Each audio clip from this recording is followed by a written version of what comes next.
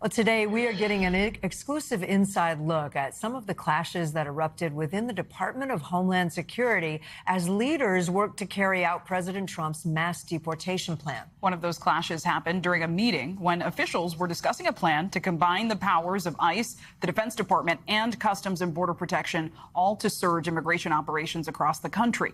Two DHS officials familiar with that meeting say tensions got so heated they all had to clear the room. This is just one of the stories that's told in a new book. It's out today. It's called Undue Process, and it was written by our very own NBC News senior Homeland Security correspondent, Julia Ainsley. Julia, welcome. Thanks for being here on set with us. Let's go back to what I just said. What was the discussion, that heated discussion in that room all about? And I know you have other stories, too, that you reveal in the book. You know, I think a lot of viewers, when they hear about what's going on at DHS, they think that it's all being carried out by people who are lockstep with Trump on his goal for 1 million deportations in a year.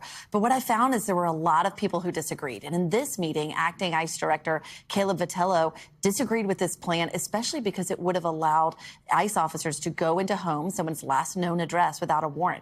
A version of that did end up happening, but Vitello was afraid American citizens could get swept up in this, and he thought it was a violation of the Fourth Amendment. I also found other examples of this, including there was a law professor who was training ICE officers, and when journalists got a chance to ask him a question about breaking car windows, he said that those officers needed a reasonable suspicion, and he was reassigned that very afternoon and lost his job because of those comments.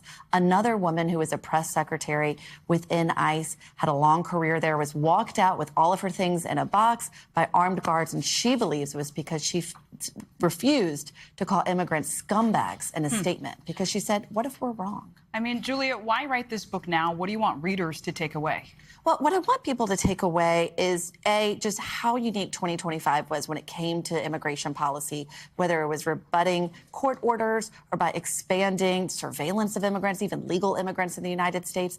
But for people who have very different opinions about immigration, or even for people who don't really understand it or it's not their number one issue, I want them to understand the way Trump used this issue. It was his biggest political asset coming into office to expand executive power. And it will walk you through how we got to the events we saw in Minneapolis, when his biggest political asset really turned into a major political liability. And even though that's cooled off now, it could all easily be turned back on after the midterms.